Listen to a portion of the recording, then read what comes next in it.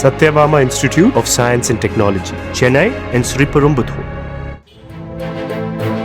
திருவண்ணாமலை வேங்கிக்காலில் குளிப்பதற்காக நண்பர்கள் 4 பேருடன் சென்று கிணற்றில் குதித்த 9ஆம் வகுப்பு மாணவன் சந்தோஷ்குமார் நீரில் மூழ்கி உயிரிழந்தார். சரிவர நீச்சல் தெரியாமல் கிணற்றில் குதித்த சந்தோஷ்குமார் வெளியே வராததால் தீயணைப்புத் துறையினருக்கு தகவல் தெரிவிக்கப்பட்டு அரை மணி நேர தேடுதலுக்கு பிறகு மாணவன் சடலமாக மீட்கப்பட்டார்.